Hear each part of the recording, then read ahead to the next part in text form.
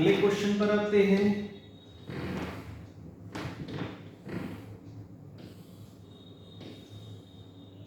हम्म 47।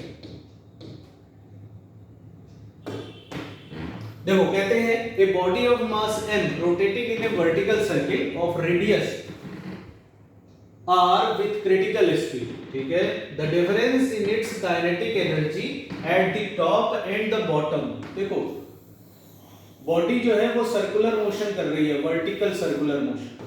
तो vertical circular motion में याद करो कि इन जगहों पर क्या क्या स्पीड होती थी। जैसे यहां पर जब होता था critical speed under root gr के बराबर होती है। जब बॉडी यहां पहुंचती है तो v equal to under root 3gr के इक्वल स्पीड होती है। जब यहां पहुंचती है बॉडी तो v equal to under root 5gr के इक्वल स्पीड होती है।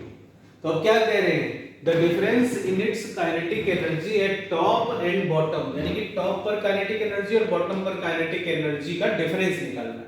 तो बॉटम पर देखो काइनेटिक एनर्जी जो होगी वो हाफ m v स्क्वायर, तो v का मतलब 5gr के बराबर हो जाएगी, माइनस टॉप पर kinetic energy half m v square और v बराबर हो जाएगा फिर gr के इक्वल, ठीक है। बस अब इसमें ये सब्ट्रैक्ट हो जाएगा तो आंसर हमारा कितना आ जाएगा, ठीक है, 5gr में से इसमें से देखो हाफ m इंटू gr है ना, इतना तो हम कॉमन ले सकते हैं। तो अंदर क्या बचेगा, ये 5 बचेगा और ये 1 बचेगा, तो बचेगा 4। 2 से ये 4 कैंसिल कर दो 2 बार तो आ जाएगा 2mgr के बराबर, है ना। तो ए वाला ऑप्शन इसमें करेक्ट हो जाएगा। दोनों की जगह की काइनेटिक एनर्जी का जो डिफरेंस होगा वो equal to under root 2mgr के बराबर। क्लियर बेटा? चलिए आगे बढ़ते हैं, अगले क्वेश्चन पर आते हैं।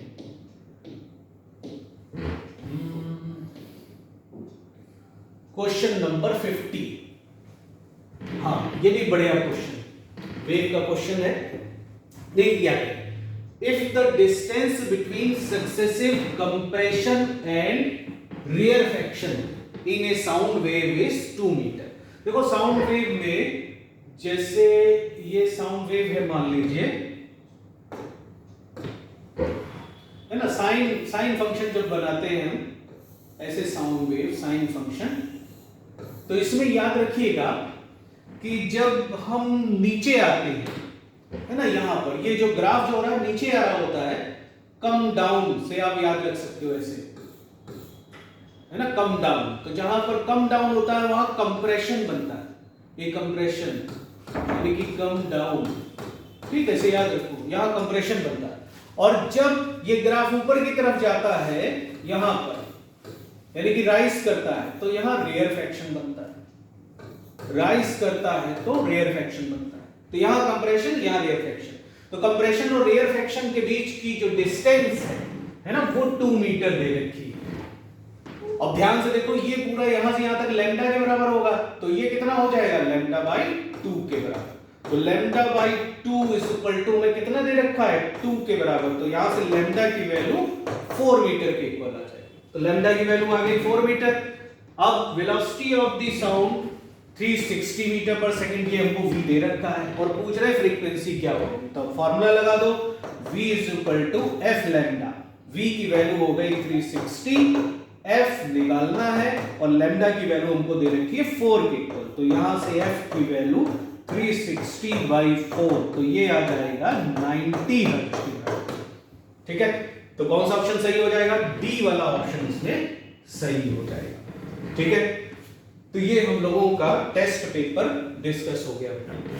अब आप लोग क्या करिएगा, मैंने आपको पहले ही बताया कि जितने भी टेस्ट आप दे रहे हैं एमटीएस वाले, ये सारे के सारे टेस्ट दीजिए और खूब अच्छे से दीजिए और यही सोच कर दीजिए कि हम नीट का एग्जाम अपना दे रहे हैं। जब ये सोचकर आप टेस्ट देंगे तो आपकी परफॉर्मेंस बहुत अच्छी होगी और लास्ट तक आप देखोगे कि जब आप सही में नीट का टेस्ट पेपर अपना दोगे तो बहुत ज्यादा आप इंप्रूव हो चुके होंगे। तो इन्हीं सब शुभकामनाओं के साथ हम लोगों का ये टेस्ट पेपर आज डिस्कस हुआ। आगे के लिए बहुत बहुत ढेर सारी शुभकामनाएं, और ऐसे ही हम लोग सारे टेस्ट पेपर डिस्कस करते रहेंगे, उनके जो इंपॉर्टेंट क्वेश्चन होंगे, और आप इनको अपने पास स्टोर करते जाइए और इनको रिवाइज करते जाइएगा टाइम टू टाइम। ठीक है, ओके, बेस्ट ऑफ लक।